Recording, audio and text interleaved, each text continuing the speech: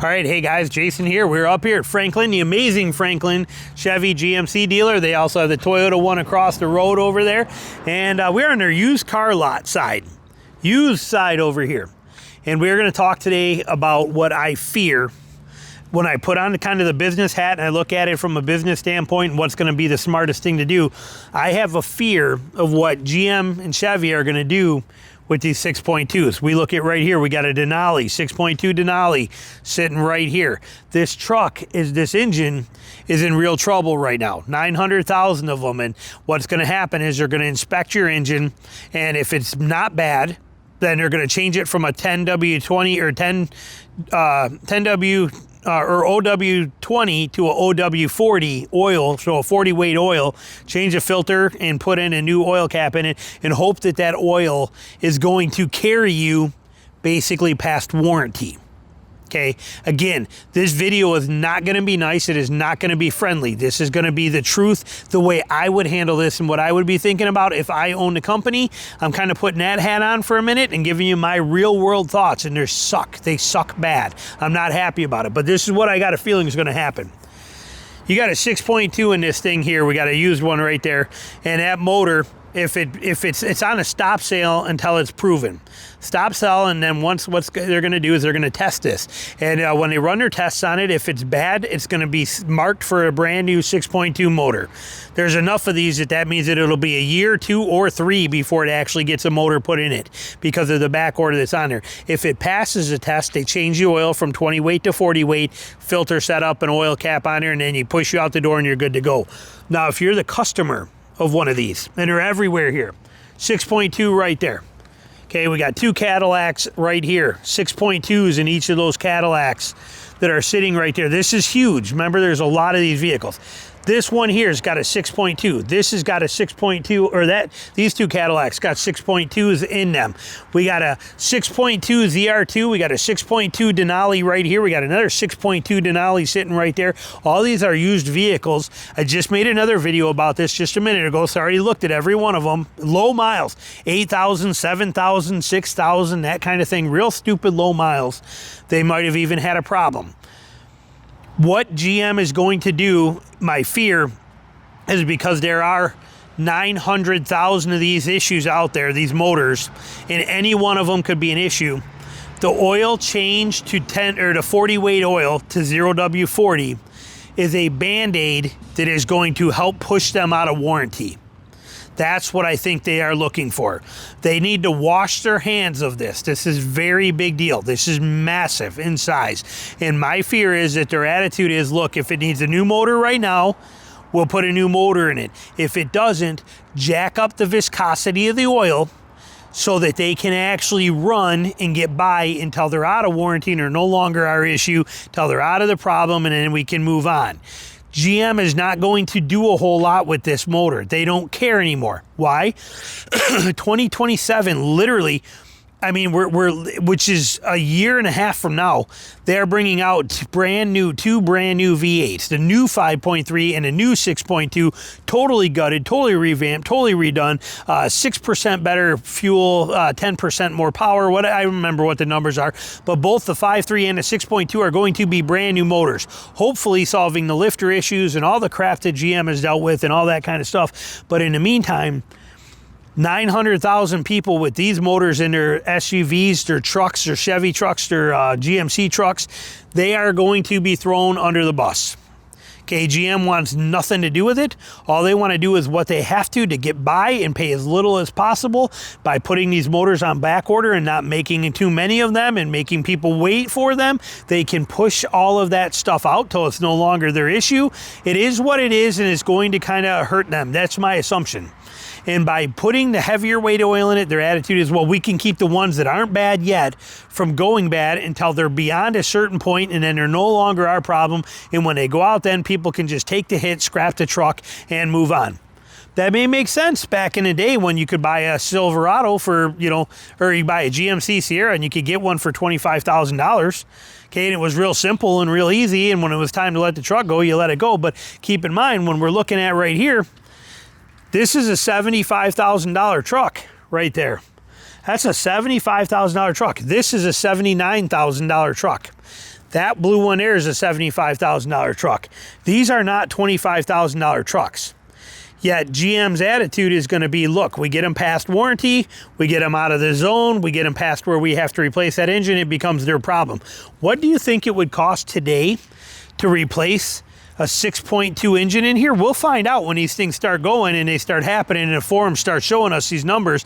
I did not look to see if it's out there or try to look it up, but I bet you the Tundra, we just went through this with the 2022 Tundra and it was $30,000 to replace that motor in there. I bet we're going to be pretty close to that for this V8. I'll bet you're going to be, even if you're not $30,000, you're going to be $20,000. If this Bandaid of a oil, thicker viscosity oil is going to be a Bandaid that they're going to put on this that's going to push that out, get it past there, then that $25,000 motor or whatever it costs becomes your problem at a later date. And I'm not happy about this. Nobody's happy about this or the games they're playing, but I understand it from an aspect of the business side, but that doesn't make it right. It doesn't make it okay. GM makes a lot of money, okay? They make a whole lot of money. There's no reason in the world that GM can't make this stuff right for their customers. But keep in mind, how do you make it right when you got 900,000 people that potentially have a ticking time bomb? Now, it's not 900,000 motors that are bad. Okay, and I understand that.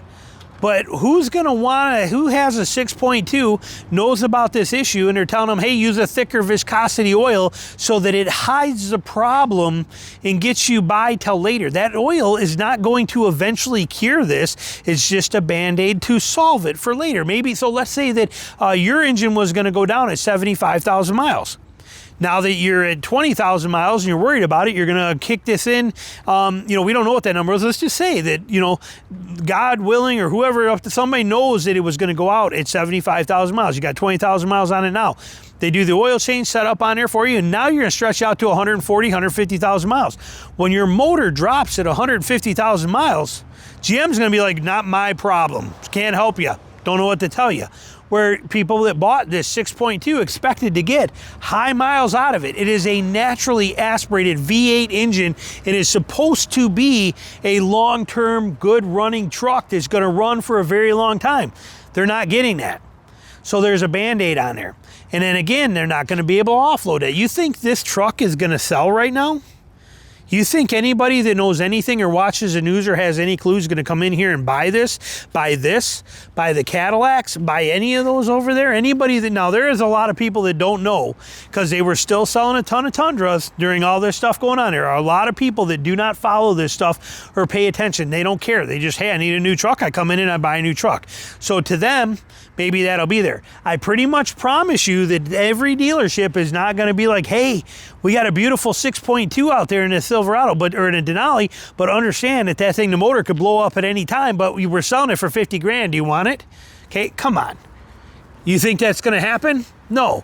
If the customer doesn't bring it up, nobody's going to say a word. They're just going to be like, yeah, we got a beautiful ZR2 right there. Thing's amazing, and he'll do everything he can to never mention that motor that's in it. Or he'll say, oh, what an incredible motor, the power. He will not tell you that this thing is, a ticking time bomb for you.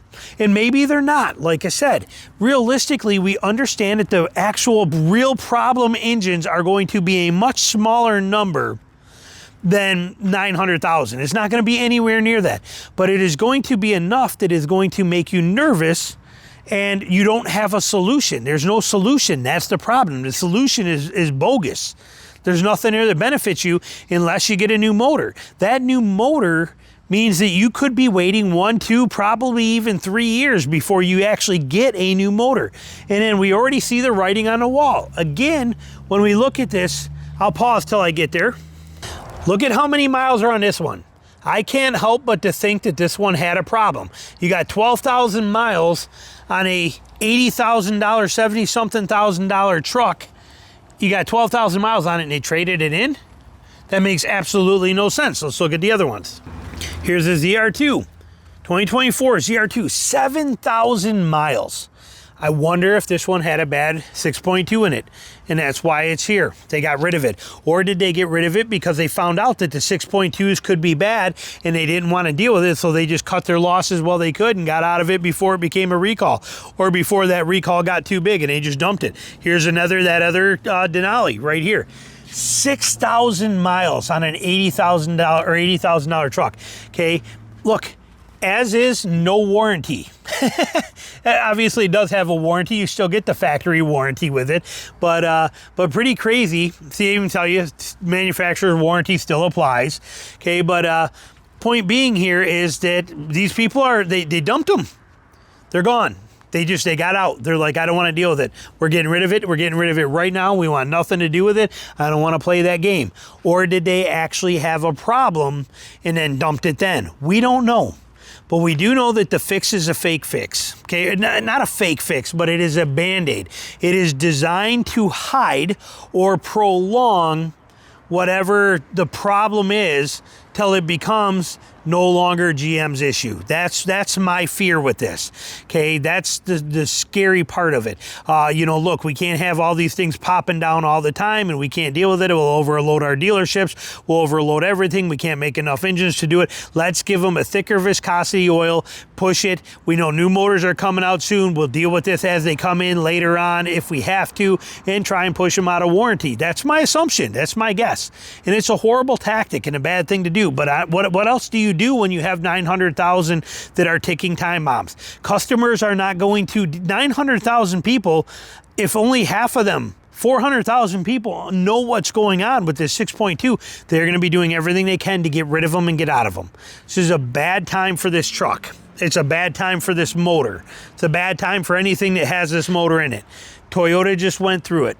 Toyota fared well, and they got through it. They're still going through it, but they did get through it. Sales held strong, and they managed to keep right on trucking. I believe GM will do the same thing. They will survive this. People don't pay attention to this stuff or dive into it deep enough, so they will get through. But for those of us that know, we know what happened to this. We know I'm not buying. I would never in a million years buy a used 2022 Tundra. You couldn't pay me to buy one. I wouldn't take one for free. I don't even want it. I wouldn't take one. And now we have the same issue with very expensive vehicles that are the same thing happening with Chevy and a bunch more of them with GM vehicles. And my attitude is the same. Okay, I would not take one of these 6.2s right now, especially because of the fact that you're not going to be able to get parts for them if something does go down. Even if you're under warranty, it's irrelevant. You're not getting anything for a very long time. These motors will be a very long time before you get one. Hopefully, the dealership gives you a loaner. And that loaner is going to be a loaner for, like I said, probably a year. Pretty crazy when you think about the power of this recall and how big it is, how crazy this is. And it's going to take a lot out of it. But my fear, like I said, GM's going to do everything they can to Band-Aid it and push it out and get it past the point that they don't have to deal with it all. My thoughts anyway. What are your thoughts? Let me know in the comments below. Thanks for watching.